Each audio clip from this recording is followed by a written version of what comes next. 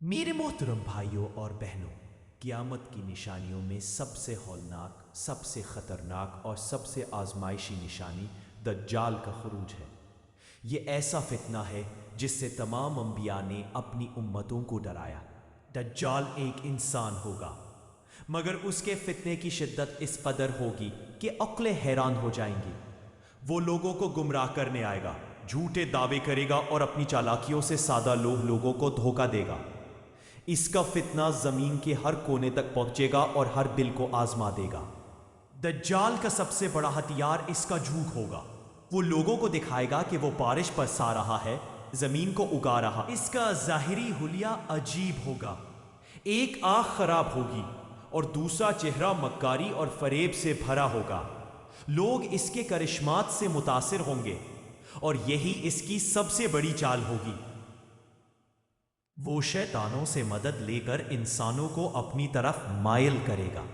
دجال کا فتنے کا آغاز ایسے وقت میں ہوگا جب دنیا میں قحط، خشک سالی، بھوک اور بے چینی ہوگی۔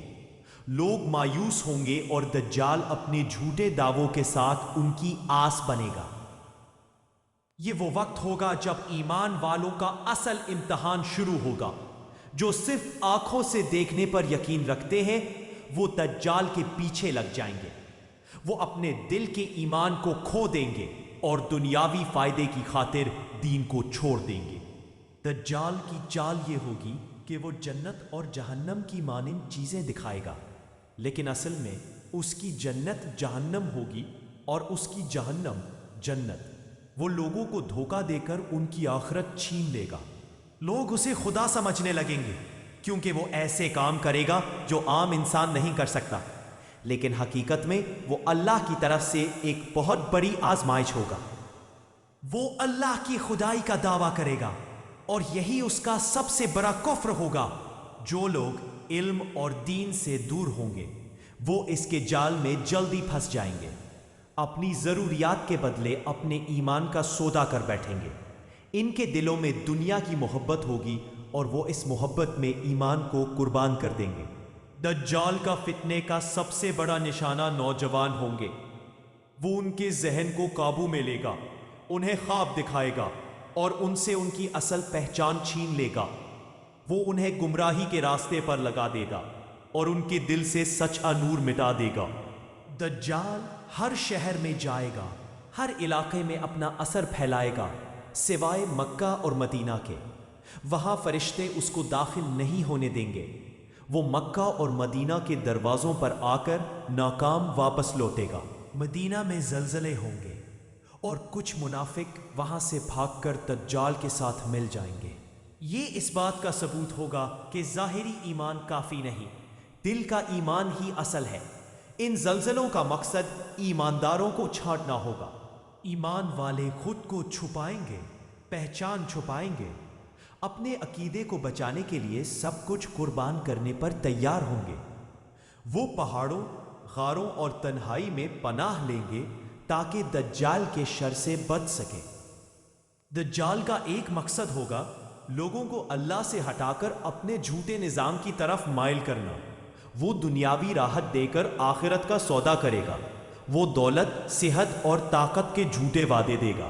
اس کے پاس دنیاوی نعمتیں ہوں گی، کھانے، پانی، سونے، مگر یہ سب صرف ان کو دے گا جو اس کی اطاعت کریں گے۔ اس کی اطاعت کا مطلب ہوگا اپنے رب کا انکار۔ ایسے وقت میں صرف وہی بچے گا جو پہلے سے ایمان، علم اور یقین کے اسلحے سے لیس ہوگا۔ وہ اپنی روح کو دجال کے جھوٹ سے بچانے میں کامیاب ہوگا۔ دجال کے فتنے سے بچنے کے لیے خود کو علم سے جوڑنا ضروری ہوگا۔ جو قرآن اور سنت کو نہیں جانتا وہ اس کے فریب سے بچ نہیں پائے گا۔ وہ اندھیرے میں بھٹکتا رہے گا۔ دجال کی فتنہ کی شدت اتنی ہوگی کہ اچھے خاصے عبادت گزار بھی شک میں پڑ جائیں گے، دل کانپیں گے اور فیصلے مشکل ہو جائیں گے۔ بہت سے لوگ اپنے ایمان کو بچا نہ سکیں گے۔ ایسے وقت میں خالص ایمان اور قربانی کا جذبہ ہی انسان کو بچا سکے گا۔ دجال صرف ان کو دھوکہ دے گا جو دین سے غافل ہوں گے۔ وہ ان کے دلوں کو اپنے قبضے میں لے لے گا۔ دجال کے خروج سے پہلے کچھ نشانیاں ظاہر ہوں گی۔ فتنوں کا دور ہوگا، حق اور باطل میں فرق مٹنے لگے گا اور لوگ سچ سے بھاگیں گے۔ لوگ ظالموں کو اپنا رہنما بنائیں گے۔ معاشرے میں جھوٹ عام ہوگا، امانت ختم ہو جائے گی، علم کم ہو جائے گا اور بے حیائی عام ہوگی۔ یہ سب دجال کی راہ ہموار کرے گا۔ لوگ دین کو بوجھ سمجھیں گے۔ لوگ سوشل میڈیا، دنیاوی چمک دمک اور جھوٹی امیدوں میں ایسے الجھا جائیں گے کہ جب دجال آئے گا تو وہ ان کے دلوں پر قبضہ کر چکا ہوگا۔ وہ انہیں آزادی کا خواب دکھا کر غلامی میں لے آئے گا۔ تباہی صرف اس کا نام نہیں جو ہاتھ میں ہتھیار لے، بلکہ وہ بھی تباہی ہے جو دل کو ایمان سے خالی کر دے۔ دجال کا فتنہ دلوں کو چھیننے آئے گا۔ دجال کے پیچھے وہی لوگ جائیں گے جن کے دل دنیا کی محبت سے بھرے ہوں گے۔ وہ عیش کے بدلے ایمان بیچ دیں گے۔ وہ وقتی سکون کے لیے ابدی سکون کو کھو دیں گے۔ یہ وقت ہوگا کہ انسان کے اندر کا اصل چہرہ سامنے آئے گا۔ کچھ لوگ ظاہراً نیک ہوں گے مگر باطن میں کھوکھلے، اور وہی دجال کے شکار بنیں گے۔ وہ اپنے نفس کو اپنا خدا بنا چکے ہوں گے۔